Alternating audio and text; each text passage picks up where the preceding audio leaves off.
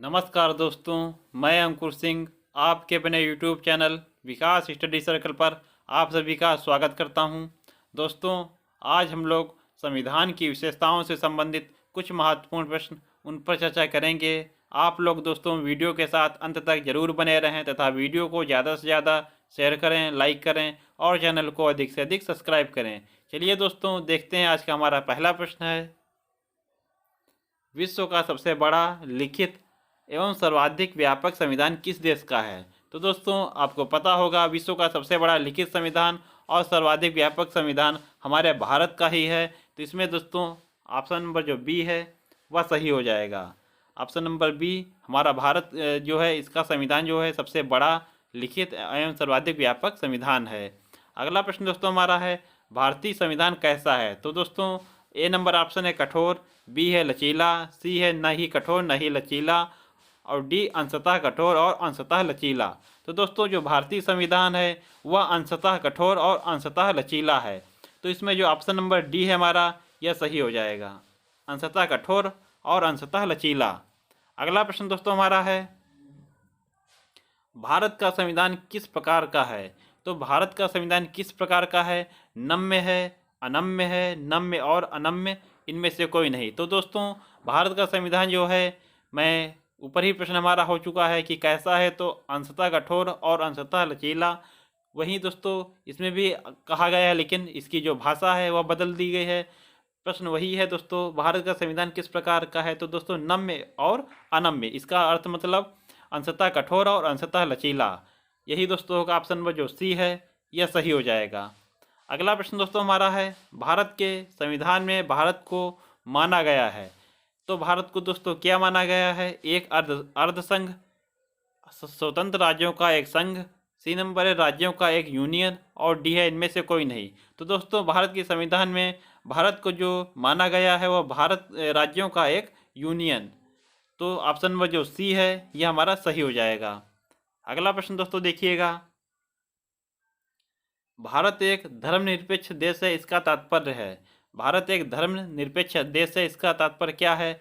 ए number option है सभी नागरिक कानून के सामने समान है, बी नंबर है उसका राज्य स्तर पर कोई धर्म नहीं है, सी सभी वयस्कों को चुनाव में मत देने का अधिकार है, डी नंबर सभी नागरिकों को भाषण देने की स्वतंत्रता है। तो दोस्तों धर्मनिरपेक्ष का अर्थ होता है दोस्तों कि उसका राज्य स्तर पर कोई धर्म नहीं है, राज्य स्तर पर या दोस्तों राष्ट्र स्तर पर उसका कोई धर्म नहीं है।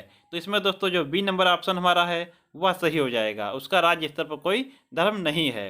अगला प्रश्न दोस्तों हमारा है, निम्नलिखित कथनों में कौन सही है? कथन दोस्तों देखिएगा, भारतीय संविधान अध्यक्षात्मक संविधान है, बी नंबर दोस्तों ऑप्शन है हमारा भारत एक एक नाम मात्र का राजतंत्र है, सी नंबर भारत एक कुलीन तंत्र है, डी नंबर भारत एक संसदात्मक प्रजातंत्र है। तो दोस्तों आपको पता होगा जो भारतीय संविधान है ये अध्यक्षात्मक नहीं है, नहीं दोस्तों भारत एक नाम मात्र का राजतंत्र है, भारत एक कुलीन तंत्र है, ये भी दोस्तों गलत है। तो इसमें ऑप्शन नंबर जो डी है हमारा भारत एक संसदात्मक प्रजातंत्र है, यह सही हो जाएगा। तो दोस्तों आप लोग ध्यान रखिए, इसमें जो प्रश्न नंबर 6 इसमें ऑप्शन नंबर जो डी है यह सही हो जाएगा। अगला प्रश्न दोस्तों देखिएगा, अगला प्रश्न हमारा है, भारतीय संविधान के संबंध में कौन सा कथन सही है? कथन दोस्तों देखिएगा, ए नंबर ऑप्शन यह एक मौलिक संविधान है, बी यह दूसरे देशों के संविधान से प्रभावित है, सी यह दूसरे देशों के संविधान की बिल्कुल नकल है और डी उपयुक्त सभी कथन गलत हैं। तो दोस्तों इसमें पूछ रहा है कि कौन सा कथन सही है। यह एक मौलिक संविधान है, यह दूसरे देशों के संविधान से प्रभावित है, यह दूसरे देशों के संविधान की बिल्कुल नकल है। तो दोस्तों ना ही यह बिल्कुल नकल है, ना ही यह एक दोस्तों मौलिक संविधान है, क्योंकि जो हमारा भारतीय संविधान है इसमें दोस्तों अन्य देशों से भी कुछ ना कुछ पार्ट जो है लिए गए हैं। तो इसमें दोस्तों ना मौलिक है ना ही बिल्कुल नकल है। तो इसमें ऑप्शन नंबर जो बी है यह सही हो जाएगा, यह दूसरे देशों के संविधान से प्रभावित है। ऑप्शन नंबर जो बी है यह सही हो जाएगा। अगला प्रश्न दोस्तों देखिएगा, ये दोस्तों जो हमारे प्रश्नों की सीरीज चल रही है, आप लोगों के जो दोस्तों आगामी परीक्षाएं हैं विशेषकर एसएससी जीडी, इसके लिए दोस्तों बहुत ही महत्वपूर्ण क्लास रहने वाली है। तो दोस्तों आप लोग बहुत अच्छे तरीके से इन प्रश्नों को देखिए और बहुत अच्छे तरीके से इनको सॉल्व करिए। अपना जो स्कोर कार्ड हो दोस्तों कमेंट बॉक्स में अवश्य बताइए। अगला दोस्तों प्रश्न देखिएगा, निम्नलिखित में से कौन सा कथन सही है? ए नंबर है, भारत का संविधान भारत में संसदीय पद्धति की सरकार की व्यवस्था करता है। बी नंबर है, भारतीय संविधान द्वारा स्वतंत्र न्यायपालिका की स्थापना की गई। सी नंबर है, भारतीय संविधान भारत में विधि के शासन की व्यवस्था करता है। तो दोस्तों भारत का संविधान भारत में संसदीय पद्धति की सरकार की व्यवस्था करता है, बिल्कुल सही बात है। बी नंबर है, भारतीय संविधान द्वारा स्वतंत्र न्यायपालिका की व्यवस्था की गई, बिल्कुल सही बात है। अगला है दोस्तों, भारतीय संविधान भारत में विधि के शासन की व्यवस्था करता है, यह भी दोस्तों ऑप्शन सही है। तो इसमें ऑप्शन जो सही हो जाएगा वह डी नंबर, उपयुक्त सभी। तो दोस्तों इसमें डी नंबर ऑप्शन जो है वह सही हो जाएगा, इसके सारे कथन जो हैं वह सत्य हैं। अगला प्रश्न दोस्तों हमारा है, निम्नलिखित में से कौन सा कथन सही नहीं है? इसमें पूछ रहा है दोस्तों कौन सा कथन जो सही नहीं है। ए नंबर है, भारतीय संविधान निर्मित, लिखित और सर्वाधिक व्यापक है। तो दोस्तों यह कथन तो सही है, लेकिन हमें देखना है कि कौन सा सही नहीं है। भारत का संविधान प्रभुत्व संपन्न, लोकतंत्रात्मक, पंथनिरपेक्ष तथा समाजवादी संविधान है, यह भी दोस्तों सही है। अगला दोस्तों है सी नंबर, भारतीय संविधान में मूल अधिकारों को समाविष्ट किया गया है। और डी नंबर है जो इसका ऑप्शन, संविधान के प्रवर्तन के समय ही संविधान में मूल कर्तव्य शामिल हैं। तो दोस्तों जो ऑप्शन नंबर डी है यह बिल्कुल गलत हो जाएगा, क्योंकि संविधान के प्रवर्तन के समय संविधान में मूल कर्तव्य शामिल नहीं थे। तो दोस्तों इसमें जो ऑप्शन नंबर डी है यह सही हो जाएगा। इसमें पूछ रहा था कि कौन सा कथन सही नहीं है, तो इसमें डी नंबर जो ऑप्शन है हमारा वह सही नहीं है। अगला प्रश्न दोस्तों देखिएगा, निम्नलिखित में से कौन सा कथन सही है? इसमें पूछ रहा है कौन सा कथन सही है। ए नंबर है, भारतीय संविधान में कई विदेशी संविधान के तत्वों का समावेश किया गया है। बी नंबर, भारतीय संविधान एकल नागरिकता का प्रावधान करता है। सी, भारतीय संविधान वयस्क मताधिकार की व्यवस्था करता है। तो दोस्तों यह बात सही है कि भारतीय संविधान में कई विदेशी संविधान के तत्वों का समावेश किया गया है, और यह बात भी दोस्तों सही है कि भारतीय संविधान एकल नागरिकता का प्रावधान करता है और वयस्क मताधिकार की व्यवस्था भी दोस्तों भारतीय संविधान करता है। तो इसमें जो ऑप्शन सही होगा वह सही होगा डी नंबर, उपयुक्त सभी। अगला प्रश्न हमारा है, भारत का संविधान है, ए नंबर ऑप्शन है अत्यंत लचीला, बी अत्यंत कठोर, सी कठोर कम लचीला अधिक, डी कठोर अधिक और लचीला जो है कम। तो इसमें दोस्तों कौन सा ऑप्शन सही होगा? इसमें कह रहा है कि कौन सा जो है किस प्रकार भारत का संविधान किस प्रकार का है। तो दोस्तों जो भारत का संविधान है यह कठोर कम है और लचीला अधिक है। तो इसमें जो 80 नंबर ऑप्शन है यह सही हो जाएगा। आगे दोस्तों देखिएगा, भारतीय संविधान का स्वरूप किस प्रकार का है। तो दोस्तों भारतीय संविधान का स्वरूप एकात्मक है या पूर्णतः संघात्मक है। संरचना में संघात्मक, भावना में एकात्मक या भावना में संघात्मक, संरचना में एकात्मक। कौन सा ऑप्शन इसका सही होगा? तो दोस्तों जो भारतीय संविधान है हमारा यह दोस्तों संरचना में संघात्मक है और भावना में एकात्मक है, क्योंकि दोस्तों जो भारतीय संविधान है या भारत है दोस्तों, इसमें लिखा है कि भारत राज्यों का एक संघ है। तो दोस्तों ये जो संरचना है इसमें संघात्मक है और भावना में एकात्मक है। ऑप्शन नंबर जो सी है यह सही हो जाएगा। आप दोस्तों जो प्रश्न हमारा है बहुत ही अच्छा प्रश्न है, बहुत इंपॉर्टेंट प्रश्न है। आप लोग इसको दोस्तों इम्पॉर्टेंट पर टिक कर लीजिएगा। अगला दोस्तों प्रश्न देखिएगा, भारतीय संविधान भावना में एकात्मक है क्योंकि। दोस्तों भारतीय संविधान भावना में एकात्मक है क्योंकि केवल संसद को संवैधानिक संशोधन प्रक्रिया आरंभ करने का अधिकार है। बी नंबर है, कुछ स्थितियों में संसद को राज्य के लिए कानून बनाने का अधिकार है। सी नंबर, अखिल भारतीय सेवाओं के कारण। डी नंबर, उपयुक्त सभी। तो दोस्तों भावना में एकात्मक क्यों है? क्योंकि दोस्तों केवल संसद को संवैधानिक संशोधन प्रक्रिया आरंभ करने का अधिकार है, बिल्कुल सही है कि भारत में दोस्तों संसद ही जो संविधान संशोधन है वो केवल संसद ही कर सकती है। कुछ स्थितियों में संसद को राज्य के लिए कानून बनाने का अधिकार है, बिल्कुल दोस्तों समर्थित सूची हमारी यही प्रावधान करती है। सी नंबर है, अखिल भारतीय सेवाओं के कारण। दोस्तों ये भी सही है क्योंकि जो अखिल भारतीय सेवाओं का सृजन करता है वह संघ सरकार ही करती है। तो इसमें जो ऑप्शन नंबर डी हमारा है उपयुक्त सभी, यह सही हो जाएगा कि भारतीय संविधान भावना में एकात्मक है, क्योंकि दोस्तों इसके तीनों जो ऑप्शन हैं, तीनों कारण हैं, बिल्कुल सही हो जाएंगे। तो इसमें ऑप्शन नंबर जो डी है बिल्कुल सही है। अगला प्रश्न दोस्तों देखिएगा, भारतीय संविधान के संदर्भ में कहा जाता है कि यह है। मौलिक संविधान, विकासशील संविधान, वकीलों का स्वर्ग, तानाशाही संविधान। तो दोस्तों तानाशाही बिल्कुल गलत हो गया। विकासशील संविधान में दोस्तों कुछ विकासशील नहीं होता है।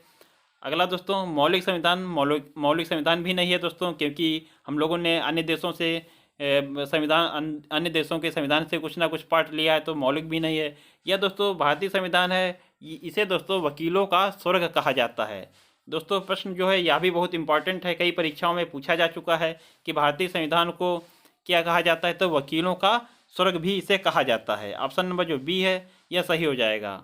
अगला प्रश्न दोस्तों हमारा है, भारतीय संविधान पर सबसे अधिक प्रभाव किसका पड़ा। दोस्तों तो यह प्रश्न पिछली क्लास में हमारा हो चुका है, आपको पता ही होगा कि इसका ऑप्शन कौन सा सही होगा।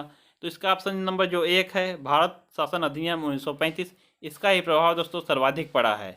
भारतीय संविधान पर सबसे अधिक प्रभाव भारत शासन अधिनियम 1935 का पड़ा है। ए नंबर ऑप्शन बिल्कुल सही है। अगला प्रश्न दोस्तों है, निम्नलिखित में से यह किससे निर्धारित होता है कि भारत का संविधान परिसंघीय है। तो दोस्तों यह किससे निर्धारित होता है कि भारत का संविधान परिसंघीय है। संविधान लिखित और अनम्य है।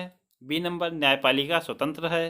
डी केंद्र एवं राज्य के बीच शक्तियों का वितरण, और डी अवशिष्ट शक्तियों का केंद्र में निहित होना। तो दोस्तों जो संविधान परिसंघीय है इसका निर्धारण किस प्रकार होता है, तो दोस्तों परिसंघीय का निर्धारण इस प्रकार से हो सकता है कि केंद्र और राज्य के बीच शक्तियों का वितरण है। ऑप्शन नंबर जो सी है ये हमारा सही हो जाएगा। अगला प्रश्न दोस्तों हमारा है, भारत में प्रजातंत्र इस तथ्य पर आधारित है कि, भारत में प्रजातंत्र इस तथ्य पर आधारित है कि संविधान लिखित है। बी नंबर यहाँ मौलिक अधिकार प्रदान किए गए हैं। सी जनता से सरकारों को चुनने तथा बदलने का अधिकार प्राप्त है। डी यहाँ राज्य के नीति निर्देशक तत्व हैं। तो दोस्तों प्रजातंत्र किससे निर्धारित होता है कि जनता से सरकारों को चुनने तथा बदलने का अधिकार प्राप्त है। आपको पता होगा कि हमारे भारत में प्रत्येक 5 वर्ष, चाहे वह राज्य हो, चाहे वह दोस्तों केंद्र हो, चाहे स्थानीय स्तर पर दोस्तों स्थानीय चुनाव हो, वह भी दोस्तों प्रत्येक 5 वर्ष में आयोजित किए जाते हैं। तो दोस्तों यहाँ जनता द्वारा सरकार के चुनने व बदलने का अधिकार प्राप्त है। अगला प्रश्न हमारा है, भारतीय संविधान में हैं। तो दोस्तों यहाँ अनुच्छेद पूछ रहा है कि भारतीय संविधान में कितने अनुच्छेद हैं। तो आपको पता होगा कि वर्तमान में जो हमारा भारतीय संविधान है इसमें 395 अनुच्छेद हैं, 22 भाग हैं और 12 अनुसूचियाँ हैं। तो दोस्तों इसमें कौन सा ऑप्शन सही होगा, इसमें कह रहा है कि 350 से अधिक आर्टिकल, तो बी नंबर ऑप्शन सही हो जाएगा। 350 से अधिक आर्टिकल, वर्तमान में हमारे 395 अनुच्छेद हैं। अगला प्रश्न दोस्तों देखिएगा, भारत में किस प्रकार की शासन व्यवस्था अपनाई गई है। तो भारत में किस प्रकार की शासन व्यवस्था अपनाई गई है, अमेरिकी अध्यक्षात्मक प्रणाली, ब्रिटिश संसदात्मक प्रणाली, फ्रांसीसी अध्यक्षात्मक प्रणाली, या डी नंबर सामूहिक मंत्रिमंडलात्मक प्रणाली। तो इसमें दोस्तों आपको पता होगा जो हमारे भारतीय संविधान है इसमें शासन व्यवस्था जो है वह ब्रिटिश संसदात्मक प्रणाली से अपनाई गई है। बी नंबर जो ऑप्शन हमारा है यह इसमें सही हो जाएगा। अगला दोस्तों प्रश्न है, भारतीय राजनीतिक व्यवस्था में इनमें से कौन सर्वोच्च है। तो दोस्तों भारतीय राजनीतिक व्यवस्था में आपको पता होगा हमारे भारत में जो हमारा संविधान है वह सर्वोच्च है। तो बी नंबर जो ऑप्शन है ये हमारा सही हो जाएगा। अगला दोस्तों प्रश्न देखिएगा, भारतीय संविधान के वृहद होने का कारण है। भारतीय संविधान के वृहद होने का कारण है, ए नंबर ऑप्शन है, इसमें अनेक संविधानों के अनुभव समाविष्ट हैं। हाँ बिल्कुल दोस्तों हो सकता है इसमें अनेक संविधानों के अनुभव समाविष्ट हैं। बी इसमें विस्तृत प्रशासकीय प्रावधान है। सी यह एक बड़े देश के शासन से संबंधित है। डी इसमें संघ तथा राज्यों दोनों सरकारों का संविधान है। तो दोस्तों वृहद होने का कारण क्या हो सकता है, तो इसमें दोस्तों इसमें संघ तथा राज्य दोनों सरकारों का संविधान है, या दोस्तों इसमें बिल्कुल करेक्ट ऑप्शन होगा डी नंबर जो है। इसमें दोस्तों हो तो सभी सकते हैं, यह एक बड़े देश का शासन से संबंधित है, यह नहीं हो सकता। बाकी दोस्तों विस्तृत प्रशासकीय प्रावधान है, यह भी हो सकता है। अनेक संविधानों के अनुभव ये दोस्तों नहीं हो सकते, लेकिन सी बी भी ऑप्शन हो सकता है, लेकिन डी जो है बिल्कुल अच्छा ऑप्शन है। तो इसमें डी नंबर ऑप्शन आप लोग सही कीजिएगा। अगला प्रश्न दोस्तों देखिएगा, भारतीय संविधान का अभिभावक कौन है। तो दोस्तों आपको पता होगा जो भारतीय संविधान का अभिभावक है हमारा सर्वोच्च न्यायालय, जो सुप्रीम कोर्ट है दोस्तों, यह भारतीय संविधान का अभिभावक है। ऑप्शन नंबर जो सी है यह हमारा सही हो जाएगा। अगला दोस्तों प्रश्न है, भारत में वयस्क मताधिकार की उम्र सीमा क्या है? तो दोस्तों वयस्क मताधिकार है 18 वर्ष। ए नंबर ऑप्शन जो है यह सही हो जाएगा। अगला प्रश्न दोस्तों देखिएगा, भारतीय संघीय व्यवस्था की विशेषता है। भारतीय संघीय व्यवस्था की क्या विशेषता है? दोहरी नागरिकता, बिल्कुल नहीं। संविधान की सर्वोच्चता, बिल्कुल सही है। केंद्र में संपूर्ण शक्ति, ये भी दोस्तों नहीं।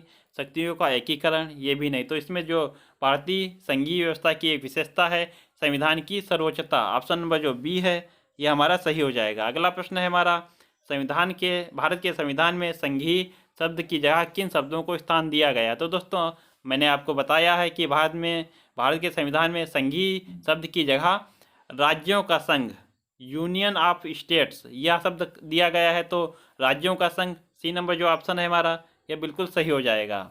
अगला दोस्तों प्रश्न देखिएगा, भारतीय संविधान में कितनी सूचियां हैं? तो दोस्तों भारतीय संविधान में सूचियों की बात की जाए तो दोस्तों हमारे भारतीय संविधान में 3 सूचियां हैं, संघ सूची, राज्य सूची और समवर्ती सूची। तो दोस्तों 3 सूचियां हैं। अनुसूची की बात की जाए तो दोस्तों अनुसूचियां हैं हमारी 12, लेकिन सूचियां दोस्तों जो 3 हैं वह संघ सूची, राज्य सूची और समवर्ती सूची। तो इसमें जो सी नंबर ऑप्शन है सही हो जाएगा। अगला प्रश्न दोस्तों हमारा है, भारत का संविधान अपना प्राधिकार किससे प्राप्त करता है? तो दोस्तों भारत का संविधान अपना प्राधिकार या अधिकार किससे प्राप्त करता है? तो भारत में दोस्तों जो सर्वोच्च स्थान रखा गया है वह भारत की जनता को दिया गया है। तो इसमें दोस्तों अपना प्राधिकार भारतीय संविधान किससे प्राप्त करता है? तो भारत की जनता से। ऑप्शन नंबर जो सी है दोस्तों यह हमारा सही हो जाएगा। अगला प्रश्न दोस्तों देखिएगा, भारत में वैध प्रभुसत्ता निहित है। भारत में वैध प्रभुसत्ता किसमें निहित है? राष्ट्रपति में, न्यायपालिका में, मंत्रिमंडल में या संविधान में? तो दोस्तों वैध प्रभुसत्ता की बात की जाए तो वो दोस्तों संविधान में निहित है, क्योंकि जो हमारा भारत है वह संविधान के अनुसार ही चलता है। ऑप्शन नंबर जो डी है यह सही हो जाएगा। अगला प्रश्न दोस्तों हमारा है, भारतीय संविधान की संरचना किस प्रकार की है? तो दोस्तों यह प्रश्न बार बार जो है भाषा इसकी बदल कर पूछा जा रहा है कि ये भारतीय संविधान की संरचना कौन सी है? तो दोस्तों वही ऑप्शन कुछ कठोर या कुछ एकात्मक, या दोस्तों एकदम सही ऑप्शन होगा डी नंबर इसमें, कि भारत का संविधान दोस्तों कुछ लचीला और कुछ कठोर। तो वही दोस्तों है कुछ एकात्मक कुछ कठोर। तो इसमें ऑप्शन नंबर जो डी है यह सही हो जाएगा। अगला दोस्तों प्रश्न देखिएगा, यह दोस्तों कथन कारण दिया हुआ है। अब दोस्तों परीक्षा में कथन कारण से भी प्रश्न बहुत ज़्यादा बनते हैं। तो दोस्तों देखिएगा, कथन है भारतीय संविधान मूलतः संघात्मक स्वरूप का है, और कारण है अनुच्छेद 352 में राज्यों में संवैधानिक तंत्र की विफलता की दशा के प्रावधान हैं। तो दोस्तों आपको पता होगा कि अनुच्छेद 352 जो है इसमें हमारा जो राष्ट्रीय आपातकाल है यह दिया हुआ है, न कि संवैधानिक तंत्र की विफलता।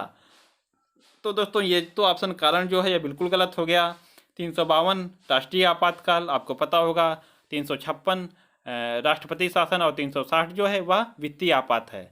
तो दोस्तों अब इसके जो कूट हैं वो देखिएगा, कूट हैं ए आर दोनों सही हैं। नहीं दोस्तों ये ऑप्शन गलत हो गया। बी नंबर है ए आर दोनों सही हैं परंतु आर एक ही सही व्याख्या नहीं करता, ये भी गलत हो गया। ए सही है परंतु आर गलत है। दोस्तों यही ऑप्शन सी जो है वह सही हो गया कि ए जो है वह जो कथन है वह सही है, लेकिन जो कारण है वह बिल्कुल गलत है। तो इसमें जो ऑप्शन हमारा सही होगा वह सही होगा सी नंबर। अगला प्रश्न दोस्तों देखिएगा, लिखित संविधान की अवधारणा ने सर्वप्रथम कहाँ जन्म लिया? तो दोस्तों लिखित संविधान की अवधारणा या सोच सर्वप्रथम कहाँ उदित हुई? तो वह उदित हुई दोस्तों फ्रांस में। ए नंबर जो ऑप्शन है यह हमारा सही हो जाएगा। आगे दोस्तों देखिएगा, अगला प्रश्न हमारा है, अध्यक्षात्मक शासन का उदय सर्वप्रथम किस देश में हुआ? जो अध्यक्षात्मक शासन का उदय सर्वप्रथम किस देश में हुआ? तो दोस्तों जो अध्यक्षात्मक शासन का उदय सर्वप्रथम आपको पता होगा अमेरिका में हुआ। तो डी नंबर जो ऑप्शन है हमारा यह सही हो जाएगा। अगला प्रश्न दोस्तों हमारा है, भारतीय संघवाद को किसने सहकारी संघवाद कहा? बहुत ही अच्छा प्रश्न दोस्तों, आप लोग इस पर दोस्तों डबल टिक कीजिएगा। भारतीय संघवाद को किसने सहकारी संघवाद कहा? तो दोस्तों जो हमारे जी ऑस्टन जी हैं ये इन्होंने दोस्तों भारतीय संघवाद को सहकारी संघवाद कहा। ऑप्शन नंबर जो ए है यह बिल्कुल सही हो जाएगा, जी ऑस्टन ने। अगला प्रश्न दोस्तों देखिएगा, अगला प्रश्न दोस्तों हमारा है कथन और कारण। दोस्तों देखिए इसमें भारतीय संविधान कथन है दोस्तों, भारतीय जो संविधान अर्ध संघात्मक है। कारण है भारतीय संविधान न तो संघात्मक है और न ही एकात्मक है। तो दोस्तों भारतीय संविधान न तो संघात्मक है और न ही यह दोस्तों एकात्मक है, ये भी बात दोस्तों बिल्कुल सही है। और कथन है भारतीय संविधान अर्ध संघात्मक है।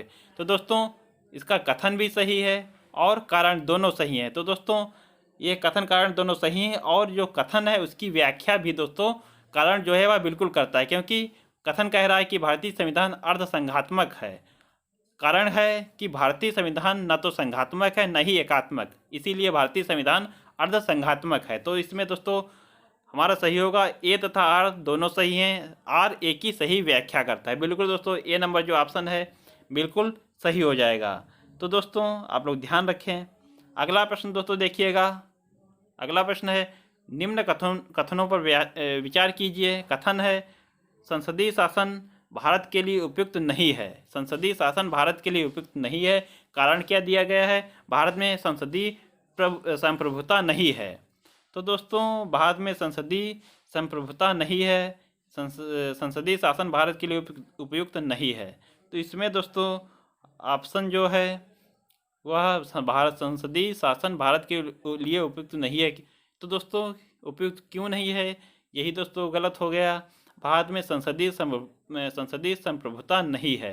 तो दोस्तों बिल्कुल कारण जो है यह सही हो जाएगा, क्योंकि भारत में जो संसदीय संप्रभुता नहीं है, क्योंकि संसद को दोस्तों सर्वोच्च नहीं माना गया, हमारा संविधान जो है उसे सर्वोच्च माना गया है। तो भारत में संसदीय संप्रभुता नहीं है, बिल्कुल वही बात सही है, लेकिन संसदीय शासन भारत के लिए उपयुक्त नहीं है, यह बात बिल्कुल गलत है।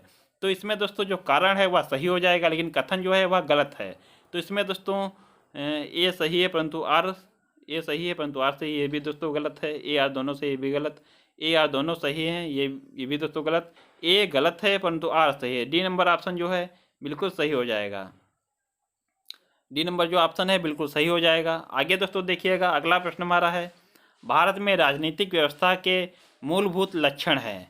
भारत में राजनीतिक व्यवस्था के मूलभूत लक्षण क्या हैं? ए नंबर ऑप्शन है यह एक लोकतंत्रात्मक गणतंत्र है। बी इसमें संसदात्मक रूप की सरकार है।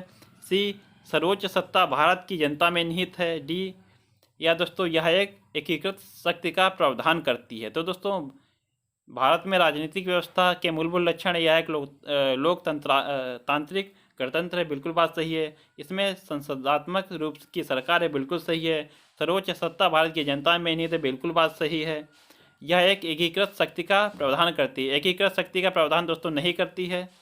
डी नंबर जो है चौथा दोस्तों ये हमारा बिल्कुल गलत हो जाएगा। तो दोस्तों कूट में आंसर देखिएगा, इसमें 1, 2 और 3, तो बी नंबर जो ऑप्शन है हमारा बिल्कुल सही हो जाएगा।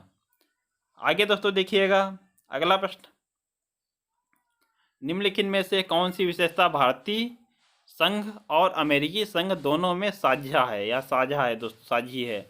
विशेषता कौन है दोस्तों? भारतीय संघ और अमेरिकी संघ दोनों में एक ही समान है, एकल नागरिकता, दोहरी नागरिकता, संविधान में 3 सूचियाँ, संविधान की व्याख्या के लिए संघीय उच्चतम न्यायालय। तो इसमें दोस्तों जो संविधान की व्याख्या के लिए संघीय उच्चतम न्यायालय या दोस्तों भारतीय संघ और अमेरिकी संघ दोनों में एक समान या कॉमन रूप से साझा है। तो इसमें ऑप्शन नंबर जो डी है हमारा वह सही हो जाएगा। अगला प्रश्न दोस्तों हमारा है भारत में सर्वोच्च माना गया है। तो दोस्तों भारत में आपको पता है सर्वोच्च किसे माना गया, हमारे संविधान को, जो सी नंबर ऑप्शन है यह बिल्कुल सही हो जाएगा। अगला दोस्तों प्रश्न देखिएगा, भारतीय संविधान का आप किस प्रकार वर्णन करेंगे? तो दोस्तों भारतीय संविधान का आप किस प्रकार वर्णन करेंगे? आकार में मध्यम, बहुत छोटा एवं सुसंगठित। सी नंबर है विश्व के सबसे विस्तृत संविधानों में से एक। यह एक लिखित संविधान नहीं है दोस्तों, हमारे भारत का संविधान लिखित संविधान है। आकार में मध्यम भी नहीं है, भारत का संविधान सबसे बड़ा लिखित संविधान है। बहुत छोटा एवं सुसंगठित, ये भी गलत है। विश्व के सबसे विस्तृत संविधानों में से एक। सी नंबर जो ऑप्शन है ये हमारा बिल्कुल सही हो जाएगा। अगला दोस्तों हमारा आज का अंतिम प्रश्न है, भारत का संविधान मान्यता प्रदान करता है। तो दोस्तों भारत का संविधान किसे मान्यता प्रदान करता है? केवल धार्मिक अल्पसंख्यकों को बिल्कुल नहीं। भारत में सभी जात धर्म के लोग समान रूप से रहते हैं। तो अगला है दोस्तों, केवल भाषाई अल्पसंख्यकों को बिल्कुल नहीं।